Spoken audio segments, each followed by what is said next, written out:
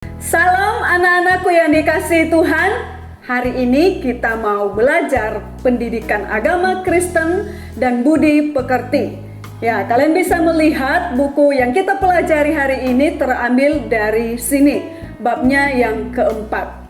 Sebelumnya kita mau berdoa terlebih dahulu. Tuhan Yesus yang bertahta dalam kerajaan sorga, kami bersyukur ya Tuhan untuk kebaikan Tuhan di dalam kehidupan kami. Terima kasih Tuhan, Engkau boleh mengizinkan kami kembali untuk belajar kebenaran firman-Mu lewat dari pelajaran agama pada hari ini ya Tuhan, babnya yang keempat. Engkau memberkati kami saat ini Tuhan, beri kami hati yang selalu terbuka untuk mendengarkan kebenaran firman-Mu. Biarlah kuasa Roh Kudus Tuhan yang selalu menyertai hati pikiran kami saat ini, sehingga kami boleh mengaplikasikan di dalam kehidupan kami setiap materi yang kami terima ya Tuhan. Hanya di dalam anak-Mu Yesus Kristus kami berdoa dan mengucap syukur. Haleluya, amin. Kita mau belajar tujuan pembelajaran kita hari ini.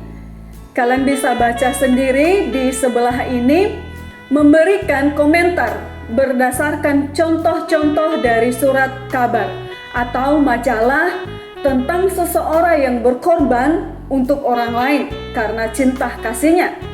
Menjelaskan kembali bagaimana orang lain telah berkorban bagi dirinya, khususnya untuk studi misalnya. Mewujudkan syukur kepada Tuhan yang telah mengasihi dan berkorban baginya melalui berbagai kegiatan. Kita mau masuk di dalam pengantar. Sebelumnya kita mau buka dulu Lukas pasalnya yang ke-15 ayatnya yang ke-21. Kata anak itu kepadanya, "Bapa, aku telah berdosa terhadap surga, terhadap Bapa. Aku tidak layak lagi disebutkan anak Bapa." Tetapi ayah itu berkata kepada hamba-hambanya, "Lekaslah, bawa kemari jubah yang terbaik, pakaikanlah itu kepadanya, dan kenakanlah cincin pada jarinya dan sepatu pada kakinya. Dan ambillah anak lembu tambun itu, sembelilah dia, dan marilah kita makan dan bersuka cita. Sebab anakku ini telah mati dan menjadi hidup kembali. Ia telah hilang dan didapat kembali." Maka mulailah mereka bersukaria. Menurut kamu, kekuatan apa yang paling dahsyat di dunia ini? Kekuatan negara adidaya, kekuasaan yang tak terbatas dari seseorang penguasa yang paling ditakuti rakyatnya, atau kekuatan uang yang paling kaya? Coba diskusikan dengan temanmu sebangkumu. Ya, kita karena ada COVID seperti ini, kita nggak mungkin bisa berkomunikasi dengan teman sebangku kita, tapi kita bisa berdiskusi dengan lewat WA, Telegram, lewat chattingan, apapun itu bisa bentuk kelompok. Di dalam setiap kelompok terdapat 5. Nah, di sini saya mau menjelaskan kekuatan yang paling kuat menurut Bu Mina itu adalah cinta kasih. Cinta kasih yang bisa mendorong manusia semakin mengasihi orang lain, yang mendorong manusia semakin mencintai Tuhan, dan yang mendorong manusia semakin mencintai lingkungannya. Jadi kekuatan cinta itu sangat luar biasa. Tapi manusia saat ini mereka tidak menyadari kekuatan cinta itu luar biasa. Tapi yang lebih berkuasa di dalam hidup mereka uang. Jadi uang itu yang berkuasa, segala sesuatu uang itu yang berkuasa. Jadi itu bukan lagi kekuatan namanya, tapi itu namanya haus dengan kekuasaan. Warren Buffett di sini salah seorang terkaya di dunia, pernah ditanyai, apa nasihat terbaik yang pernah diterimanya? Ia menjawab, kekuatan dari cinta kasih yang dapat syarat. Yang tak syarat, maksudnya tidak ada kekuatan apapun juga di muka bumi ini yang sebanding dengan kekuatan cinta kasih yang tak bersyarat. Dan saya pikir bahwa bila kita menawarkan hal itu kepada anak-anak kita, maka 90% anak itu sudah berada di jalan menuju rumah. Mungkin ada saat-saatnya ketika kita tidak merasa nyaman dengannya, namun bila tahu bahwa kita bisa selalu pulang, maka itu sesuatu yang sangat berarti di dalam hidup kita. Dan saya ingin mengatakan bahwa setiap orang yang dapat menunjukkan kasih seperti itu kepada anak-anaknya sejati masih kecil, maka cinta kasih itu akan menghasilkan manusia yang lebih baik. Jadi cinta kasih itu sangat luar biasa, yang bisa menyatukan kehidupan keluarga yang dulu sudah hilang akan kembali lagi. Kita mau belajar dalam pelajaran ini, kita akan melihat mengapa kita perlu mengasihi orang lain dan bagaimana kasih itu dapat menghasilkan perubahan yang sangat luar biasa. Pada bacaan yang pertama, Lukas pasal yang ke-15 yang kita baca tadi dari awal pembukaan, kita menemukan cinta kasih seorang ayah yang luar biasa. Barangkali kasihnya ini mencerminkan kasih Allah kepada kita. Manusia yang berdosa dalam perumpamaan anak yang hilang ini, si anak bungsu meminta agar diadakan pembagian harta warisan. Padahal sang ayah masih hidup. Sekarang bacalah kelanjutan ceritanya, lalu bahaslah bersama temanmu sebangkumu apa yang terjadi dengan si anak bungsu itu. Apakah dia merasa senang dengan uang yang ia miliki? Apakah ia selamanya merasa bahagia? Kalau tidak, apa sebabnya? Lalu apa langkah selanjutnya yang ia ambil setelah seluruh uangnya habis? Jadi semua pertanyaan itu kalian bisa isi di dalam titik-titik itu. Ya, seperti kelompok yang sudah terbentuk dari awal tadi, waktu Bu Mina bagi kelompok, jadi bisa kalian diskusikan bersama. Jadi langkah yang diambil oleh seorang anak yang hilang ini, yang bungsu ini, awalnya dia meminta harta kepada ayah, bagi seluruh hartanya. Ayahnya membagi semua hartanya, lalu dia menggunakan haknya sebagai ahli waris tadi. Dia pergi ke perantauan yang sangat jauh dan dia menghabiskan seluruh uang yang dibagikan ayahnya kepada dia. Pada akhirnya uangnya habis di perantauan. Lalu apa yang terjadi ketika sampai di perantauan? Dia kelaparan, dia tidak ada kerja, dan dia tidak bisa makan seenaknya waktu dia di rumah ayahnya. Bayangkan dia makan makanan babi. Ketika dia bekerja dengan memakan makanannya babi, dia baru sadar. Jadi itu yang pertama, langkah yang pertama yang dia ambil adalah kesadaran diri terhadap dosa yang kita lakukan terhadap Bapa. Terhadap Bapa di rumah dan terhadap Bapa di surga. Kita sadar, ada kesadaran diri dengan dosa yang kita lakukan. Ketika kita sadar, maka kita kembali kepada Bapa. Dia berkata di situ, Bapa, saya berdosa terhadap Bapa di surga dan terhadap Bapa di rumah. Jadi dia berdosa kepada Tuhan dan berdosa kepada ayahnya juga. Akhirnya dengan sadar dia punya kesalahan yang sangat besar, dia sadar dan dia berubah dan bertobat. Lalu apa yang terjadi ketika dia sampai di rumah? Langsung dia disambut dengan sangat luar biasa. Dia disambut luar biasa, dia dipakaikan pakaiannya jubah yang besar, dia disambut di seluruh tamu-tamu yang diundang saat itu. Cinta kasih yang sangat luar biasa, yang bisa menyatukan kehidupan yang sudah hilang menjadi bersatu kembali. Sama dengan kehidupan kita kepada Bapa di surga, kepada Tuhan. Kita manusia yang berdosa di hadapan Tuhan. Tapi Tuhan menyatukan kita dengan cintanya yang luar biasa, maka kita kembali mengenal Yesus sebagai Tuhan dan Juru Selamat kita. Kalau bukan karena cinta kasih Tuhan, pengorbanan Tuhan, tidak akan mungkin kita mengenal Tuhan yang benar. Dan kita tidak mendapatkan kehidupan yang kekal. Bersyukur Tuhan sudah menyelamatkan dan berkorban bagi kita. Bagaimana pengalaman kamu dengan ibumu dan ayahmu? Apakah kamu mempunyai pengalaman yang indah, yang memberikan dorongan dan semangat kepada kamu untuk belajar dan mengembangkan karir? Ataukah justru pengalaman yang kurang menyenangkan? Adakah pengalaman yang menarik yang kamu peroleh dari ibumu dan ayahmu tentang bagaimana mereka berkorban untuk keluarga? Ceritakanlah pengalaman kamu kepada teman-temanmu yang pernah kamu alami dengan ibumu, dengan papamu, dengan ayahmu.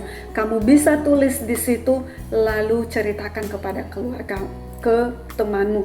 Saya mendapatkan kasih sayang dari ayahku, saya mendapatkan kasih sayang dari ibuku. Mereka sangat mengasihi saya. Yang saya tidak mengerti kehidupan yang baik menjadi tahu karena mereka memberikan saya cinta kasih yang luar biasa seperti Tuhan Yesus berkorban untuk saya. Pasti ada banyak hal yang Tuhan kerjakan, ada banyak hal keluarga orang tua yang dikerjakan untuk kalian. Kisah cinta seorang ayah. James adalah seorang laki-laki keturunan Korea yang lahir di Amerika Serikat. Ia bekerja di San Francisco sebagai seorang jurnalis produk-produk teknologi industri. Di sebuah majalah di kota itu pada tanggal 17 November 2006, pada masa liburan pengucapan syukur Kim bersama istrinya, Kathy dan kedua anak perempuan mereka, Sabine dan Penelope, masing-masing berusia 9 bulan dan 4 tahun, pergi berlibur ke Salt untuk mengunjungi teman-teman mereka. Dari Salt mereka pergi ke arah Gold Beach, sekitar 220 km jauhnya di pesisir Oregon. Kim dan keluarganya berhenti di sebuah restoran di kota Rosebud di Oregon untuk makan malam. Setelah makan malam, mereka kembali menyusuri jalan raya. James mengemudikan mobil, sementara Kathy menjadi pengamat jalan. Di tengah perjalanan kedua suami istri itu membuat beberapa kesalahan yang fatal untuk mencapai Gold Beach. Mereka harus mengambil Route 42 dengan melalui exit 119. Mereka tidak melihat exit itu, melainkan berjalan terus. Kesalahan demi kesalahan terus sehingga akhirnya mereka terjebak di badai salju. James dan Kathy berusaha menggunakan telepon genggaman mereka, namun ternyata tidak ada sinyal di sana. Kami hanya menunggu dan yakin bahwa pasti ada orang yang akan mencari kami. Kathy menceritakan belakangan esok harinya James membuat tulisan di salju untuk menarik perhatian orang. Mereka mulai kehabisan makanan. Pada hari ketiga, Kathy memutuskan untuk menyusui kedua anaknya. Pada hari ketujuh, James memutuskan untuk mengambil jalan satu-satunya yang tersisa. Ia meninggalkan mobilnya untuk mencari pertolongan. Sementara itu, ayah James, seorang wartawan, memberangkatkan 3 helikopter dan sebuah tim pencarian dengan 25 orang. 2 perusahaan telepon genggaman menawarkan bantuan untuk mencari keluarga Kim itu lewat telepon genggaman mereka. Pada hari yang ke-9, pilot helikopter John Rector menemukan mobil Kim. Ia mengirimkan pesan lewat radio dan dalam beberapa menit saja lebih banyak helikopter yang datang. Mereka menemukan Kathy, Kim dan kedua anaknya yang menderita sengatan salju dan sangat kelaparan, namun mereka selamat. James tidak ditemukan. Di mana James? Ia berusaha mencari jalan untuk menemukan permukiman orang, namun James salah mengambil jalan, sehingga ia malah semakin jauh dari pemukiman. Belakangan James ditemukan meninggal. Ini adalah kisah cinta seorang ayah yang luar biasa. Ia mempertaruhkan nyawanya sendiri untuk menemukan pertolongan bagi istri dan kedua anaknya. Ia berusaha dengan seluruh daya dan kemampuannya, namun ia gagal dan akhirnya malah meninggal dunia. Pelajaran apa yang dapat kamu tarik dari kisah James Kim ini? Pasti kalian bisa menemukan pelajaran yang sangat luar biasa dari kehidupan seorang ayah. Dia mengorbankan nyawanya, dia mencari sinyal, dia pergi ke tempat yang lain supaya bisa dijangkau. Ketika mendapatkan sinyal dan orang datang untuk membantu dia, akhirnya dia yang akan menjadi korban terjebak di dalam dunia salju atau di lingkungan salju saat itu karena tidak bisa tertolong lagi. Bagian yang kecil, cinta kasih, kekuatan yang luar biasa. Cinta kasih adalah suatu kekuatan yang luar biasa dahsyatnya. Dalam Injil Yohanes pasal 3:16 dikatakan, karena begitu besar kasih Allah akan dunia ini, sehingga ia telah mengaruniakan anaknya yang tunggal, supaya setiap orang yang percaya kepadanya tidak binasa, melainkan memperoleh hidup yang kekal. Di sini kita belajar, apa yang kita simpulkan dari ayat ini? Allah ternyata sangat mengasihi kita untuk manusia. Untuk itu, Allah telah mengutus Yesus Kristus untuk menyatakan kasih-Nya. Seringkali orang mengira bahwa kedatangan Yesus adalah untuk menjanjikan hidup kekal nanti di surga. Kalau kita sudah mati, pemahaman ini sangat keliru. Seolah-olah iman Kristen baru bisa kita rasakan manfaatnya setelah kita meninggal kelak. Kalau demikian halnya, bagaimana dengan kehidupan kita di masa yang sekarang ini? Bukankah kita pun membutuhkan kasih Allah di masa hidup kita di dunia ini, yang sekarang ini juga? Karena itulah kehadiran Yesus Kristus sebagai tanda kasih Allah bagi kita, bagi semua di dunia ini. Mestinya sudah biasa kita rasakan di mana kini juga ketika Yesus masih ada di dunia secara fisik, sekitar 2000 tahun yang lalu, orang banyak sudah bisa menikmati kehadirannya. Yang lumpuh bisa berjalan kembali, yang buta bisa melihat yang mati, dibangkitkan, dan mereka tersingkirkan dihampiri Yesus, dan Yesus menjadi sahabat mereka. Orang-orang yang dijumpai dan disapa oleh Yesus mengalami perubahan yang dahsyat. Hidup mereka diliputi oleh sukacita dan pengharapan baru.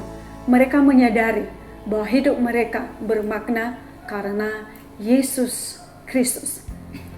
D. Cinta kasih yang mengubah dan mendamaikan. Martin Luther adalah seorang pendeta gereja baptis yang berkulit hitam dari Amerika Serikat. Ia pernah berkata, kegelapan tidak dapat mengusir kegelapan, hanya terang yang dapat melakukannya. Kebencian tidak dapat mengusir kebencian, hanya cinta kasih yang dapat melakukannya. King adalah seorang tokoh pemimpin perjuangan hak-hak sipil masyarakat kulit hitam. Ia berulang kali mendapatkan ancaman pembunuhan. Rumahnya beberapa kali dibom, namun demikian King tetap bersiteguh dalam perjuangannya tanpa menggunakan kekerasan.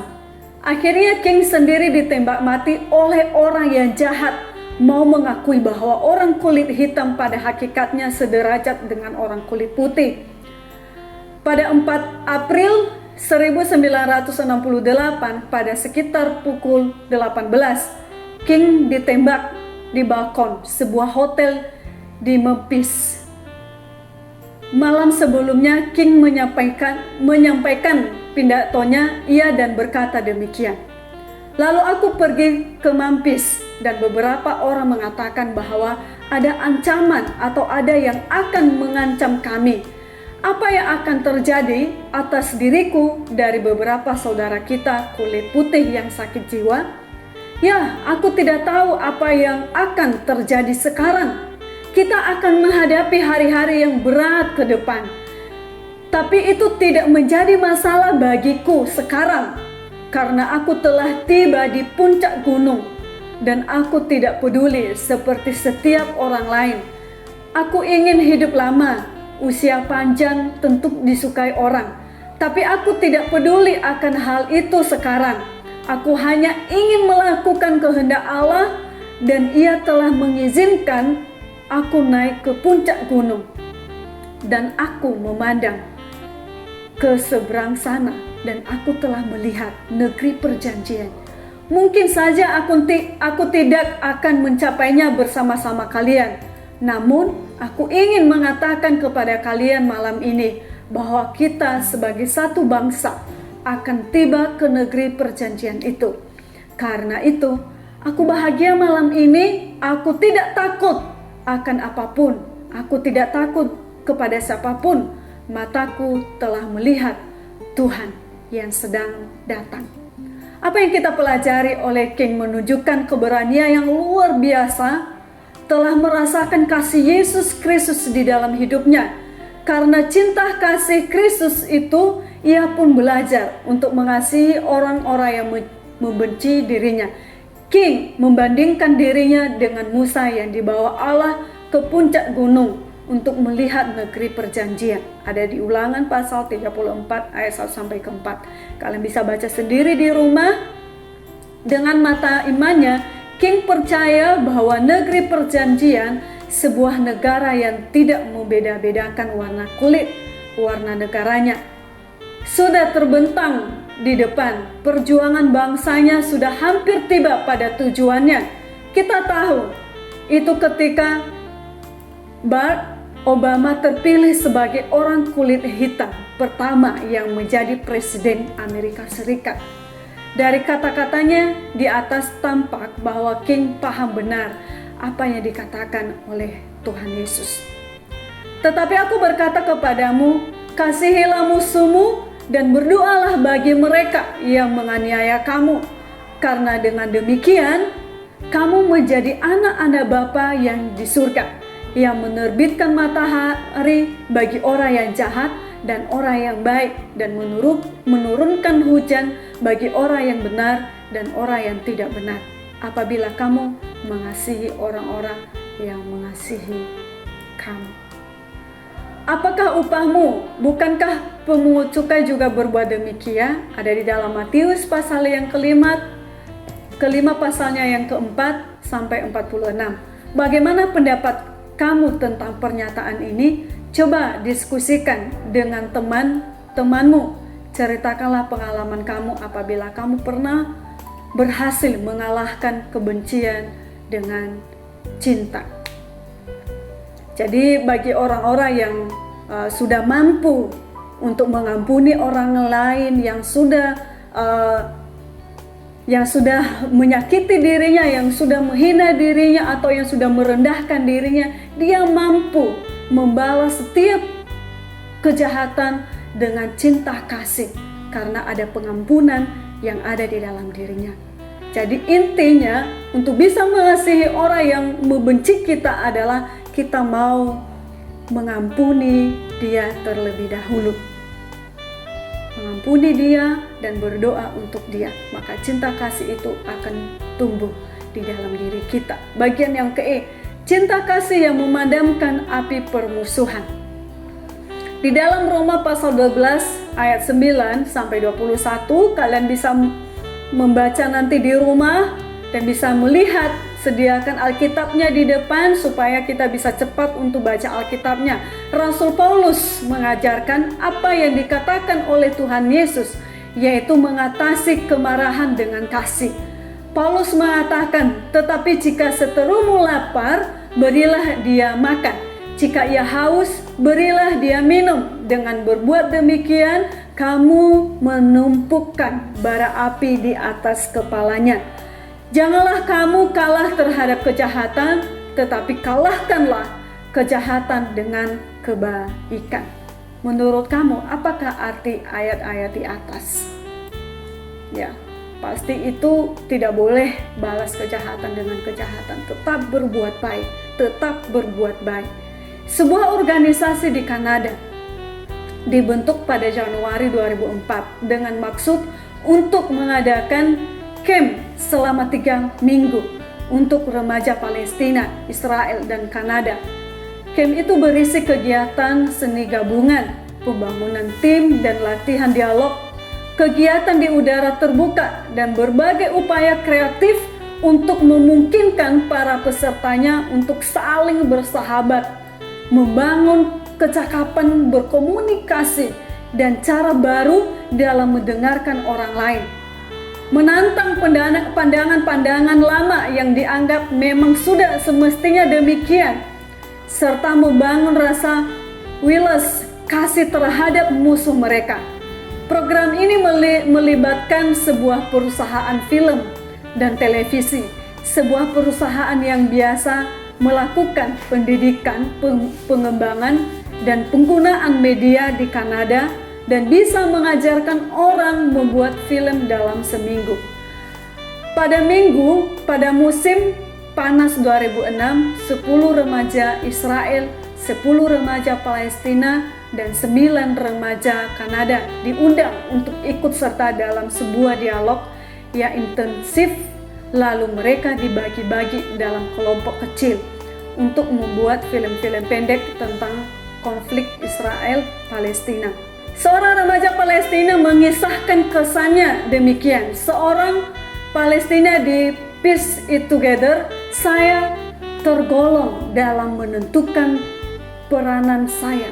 Saya terus berbagi tentang film kami sambil terus mengisahkan kisah-kisah kami. Sementara saya menoleh ke belakang dan mengenang semua ingatan yang kami miliki. Saya terheran-heran ketika saya menemukan betapa kami mempercayai satu sama lain, meskipun kami menghadapi berbagai tantangan. Semua dukungan yang telah kami terima telah menolong visi perdamaian kami untuk semakin terbuka. Camp musim panas ini barulah awal. Kami semua berada di sini bersama-sama. Sementara itu, seorang peserta dari Israel memberikan pandangannya sendiri. Piece It Together. Ini adalah titik awal saya sebagai seorang aktivis. Sejak itu, saya semakin terlibat dalam kegiatan-kegiatan yang terkait dengan konflik bangsaku. Setelah menoleh ke belakang, pilihan saya untuk ikut serta dalam Piece It Together ternyata adalah sebuah keputusan yang sangat penting. Piece It Together adalah langkah saya yang pertama, dan ini sebuah langkah yang sangat penting. Artinya, film yang dibuat oleh para peserta ini sudah diputar lebih dari 100 lokarya yang disaksikan oleh ribuan orang Israel di Palestina dan Kanada. Lebih dari 60% penonton Israel dan Palestina mengatakan bahwa mereka ingin mengenal lebih jauh tentang pihak sana. Setelah menonton film Piece It Together, sementara itu 75% penonton Kanada mengatakan bahwa film-film itu menolong mereka untuk lebih memahami aspek dari konflik Israel-Palestina. Sebuah pengalaman serupa juga pernah dialami sebuah remaja dari Poso dan Ambon, dua daerah yang pernah dilanda konflik yang hebat belum lama ini. Pada tahun 2009, di Saf, Puskat, Sidoarjo, Sleman, masing-masing daerah Maluku dan Poso mengirimkan 20 pelajar SMA dan 5 orang pendamping. Mereka mengadakan perkemahan dengan pola pembelajaran aktif, partisipatif, proses belajar bersama di antara sesama peserta, dan kegiatan outbound lintas alam. Tema kegiatan ini adalah belajar bersama di kalangan remaja untuk membangun masa depan yang damai di Maluku dan Poso. Perkemahan ini dimaksudkan untuk mengatasi trauma yang disebabkan oleh konflik di kedua daerah itu, terutama di kalangan remaja yang mengalami dan menyaksikan apa yang terjadi, bahkan juga terlibat di dalam konflik tersebut. Selain itu, peserta juga belajar tentang perkembangan dan perubahan konteks sosial budaya di masyarakat yang memberikan dampak buruk bagi gaya hidup para remaja. Juga mereka belajar tentang bahaya pergaulan bebas, narkotika, HIV, AIDS, dan tawuran. Di perkemahan ini mereka diwajibkan untuk saling menghormati, saling menghargai, dan saling berinteraksi.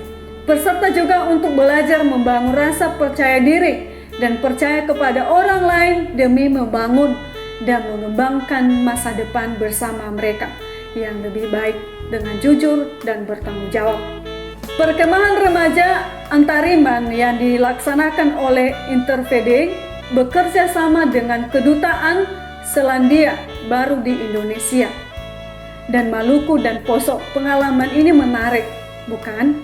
Cinta kasih, saling pengertian, dialog, kesediaan untuk mendengar, menolong pihak-pihak yang berkait dan berkonflik untuk saling mengerti dan kemudian memadamkan api permusuhan dan kebencian. Ceritakan pengalaman kamu yang terindah ketika merasakan cinta kasih seseorang, baik itu ayah, baik itu ibu, ataupun kakek dan nenek kamu. Coba kamu ceritakan dengan teman kamu bisa chattingan. Adakah pengalaman cinta kasih kamu yang mengubah jalan hidupmu? Pasti ada dong. Ya, setiap cinta kasih seseorang di dalam diri kita, itu yang akan mengubahkan kita menjadi lebih baik. Martin Luther mengatakan kegelapan tidak dapat mengusir kegelapan, hanya terang yang dapat melakukan kebencian. Tidak dapat mengusir kebencian, hanya cinta kasih yang dapat melakukan. Apa yang kamu setuju dengan kata-kata ini? Kalau ya, mengapa? Kalau tidak, coba jelaskan. Jadi kalian bisa jelaskan alasan kalian kalau kalian setuju ataupun tidak setuju dari pernyataan Martin Luther di atas, bahwa kegelapan itu tidak dapat mengusir kegelapan dan kebencian juga tidak dapat mengusir kebencian. Hanya dengan cinta kasih yang bisa mengusir kebencian itu di dalam diri kita. Ada banyak orang yang tidak suka terhadap orang yang berbuat kebaikan. Coba berikan contoh-contohnya. Jelaskan pula bagaimana mereka yang diperlakukan dengan kejahatan itu membalasnya, apakah dengan kekerasan atau tanpa menggunakan kekerasan. Menurut kamu, manakah yang paling cocok dengan ajaran Yesus Kristus? Jadi kalian bisa ceritakan sendiri. Menurut kamu, kelompok orang manakah yang paling sulit kamu atau remaja gereja kamu kasihi? Mengapa demikian? Pasti ada hal-hal yang mungkin sulit kita mengasihi seseorang. Ya, mungkin udah terlalu dalam, dia menyakiti kita, kita punya luka batin sama dia. Ya, kita sulit untuk mau mengasihi dia. Tapi di sini dengan hal apa aja? Nanti kamu bisa ceritakan dengan teman kamu bisa curhat, dan supaya kita bisa dipulihkan bersama-sama. Berdasarkan jawaban di atas, susunlah sebuah langkah-langkah kegiatan untuk menunjukkan bagaimana kamu bisa mengasihi orang atau kelompok yang selama ini kamu rasakan paling sulit untuk kamu dikasihi. Ya, anak-anak, materi kita hari ini sudah selesai dan kita mau memperhatikan rangkuman dari atas sampai terakhir. Cinta kasih adalah kekuatan yang sangat dahsyat. Karena itu tidak mengherankan apabila ternyata begitu banyak agama di dunia justru mengajarkan manusia untuk saling mencintai dan mengasihi. Sayangnya banyak orang yang tidak memahaminya, dan karena itu seringkali lebih suka mengambil jalan pintas untuk menghasilkan perubahan. Misalnya dengan kekerasan. Dalam pembelajaran ini kita belajar bahwa cinta kasih, kesediaan untuk berkorban, pengampunan justru bisa memadamkan api kebencian dan permusuhan. Sebagai remaja Kristen perlu belajar bagaimana mengembangkan cinta kasih di dalam hidup kita sehari-hari dan menunjukkannya bahwa kepada orang-orang yang memusuhi dan membenci kita. Ya, kesimpulan kita saat ini, pembelajaran kita sudah selesai, anak-anakku yang dikasihi Tuhan, dan semoga kita bisa saling mencintai, saling berkorban, dan kita saling mengampuni satu dengan yang lain. Ketika kita disakiti, ketika kita direndahkan, ketika kita membuat hidup kita semakin seperti tidak berharga, tetap kamu berbuat kebaikan, tetap kamu mencintai dia, tetap kamu memberikan cinta kasih yang luar biasa kepada dia, agar dia juga akan terubahkan oleh karena perlakuan kamu terhadap dia. Kita mau berdoa. Bapa Surgawi, terima kasih ya Tuhan untuk pelajaran kami yang kami terima saat ini Tuhan. Jadikan kami anak-anak Tuhan yang selalu mencintai satu dengan yang lain, yang mengasihi satu dengan yang lain, dan kami mampu ya Tuhan mengampuni mereka yang menyakiti kami. Kami mampu untuk mengampuni dan mengasihi terus mereka Tuhan, dan terus melakukan kebaikan kepada mereka.